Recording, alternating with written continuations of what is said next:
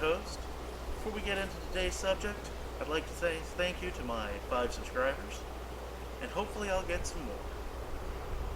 During this pandemic, apocalypse, the end of the world as we know it, I'm betting a lot of you guys don't have somebody to fight against. So today, we're going to go a little bit more in depth on the Pell, what you should be getting out of it, and what you should be putting into it. Alright, so as I discussed in one of my previous videos, I have a surgically rebuilt wrist, so my flat snap's going to look a little bit like garbage. Try to do a good, pretty flat snap, not the garbage I'm about to throw.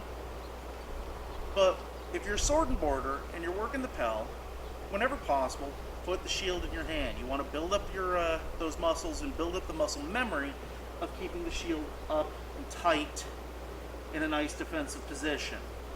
A natural habit that a lot of people get into that you want to avoid ever starting and start breaking it if you've already started it is opening up as you throw the shot. That's a bit of a natural reaction because it counterbalances and swings out very nice. It's very nice for the physics of your shot. It's very nice for your opponent with the openings you create. So you want to keep that up in there. When you're working the Pell, you're not worried about blasting the hell out of it, doing it fast. You're worried about doing it right. So keep the shield up and nice and tight. Throw out. You know, you can do absolutely slow motion, make sure that you've got it right.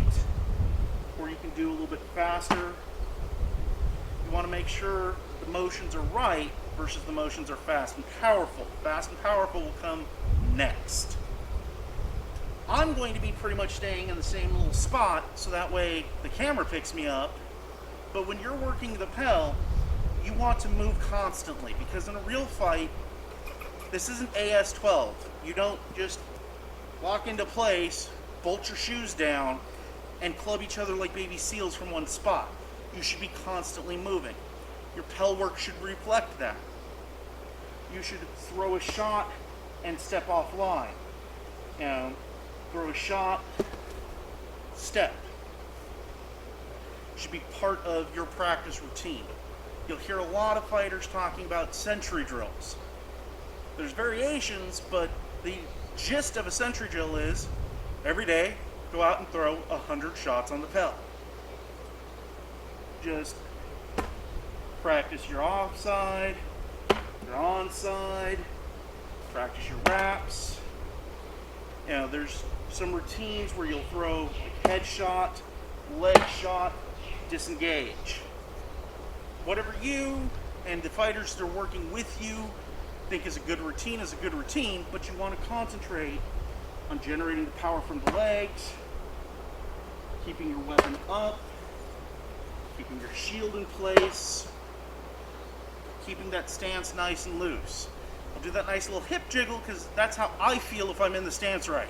Because if I'm in the stance wrong, that hip jiggle just feels wrong. My cameraman just pointed something out and I want to discuss it on camera here.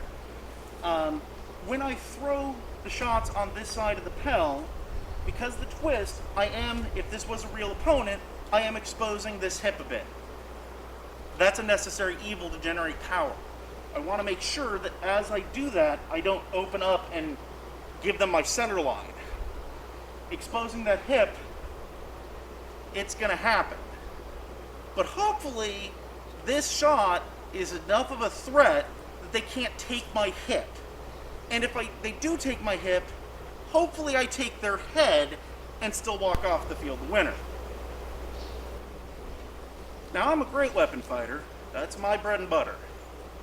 And normally, when I hit the Pell, I bring out my gauntlets because the way that my gauntlets make me interact with the stick is a bit different than how my bare hands interact with the stick. The problem is today I grabbed both my left gauntlets and no right gauntlets. So we're doing it barehanded. Just like with the sword and board, I want to make sure that I'm staying in the proper stance, that I'm generating power. If the camera wasn't on me with every shot, I would be stepping to the side, back, diagonal. I would be moving with every shot, but this is a video. You want to be able to see what I'm doing, so I'm not going to do that much motion. but I want to practice, you know, making sure that that motion is fluid and smooth, keeping it up there. I also want to generate that muscle memory of keeping my stick up here, because down here there's problems and interactions that my opponent can cause that I don't want to play with.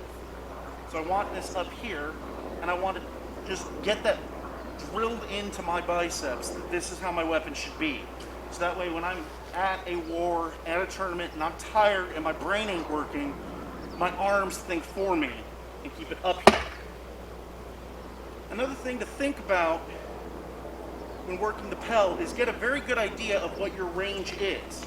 Because I can hit from off frame, I could probably hit this Pell. My cameraman is shaking her head no. So, no, I can't quite get off frame. But if the Pell was moving towards me and I was moving towards it, we'd be a threat to each other long before we probably think we're a threat.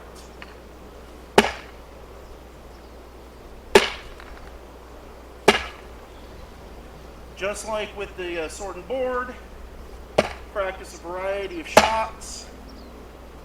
Practice getting that in there, keeping guard. There's less, because the hands are tied, there's less capability to open yourself up by not paying attention to your offhand, but you still want to pay attention to your body positioning, because with a great weapon, your primary defense, your feet. Just don't be where they can hit you. This video is a little shorter than what I'm aiming for, but I hope that it's got a lot of useful basic information for people. And I want to say thank you. Please like the video. Don't forget to subscribe.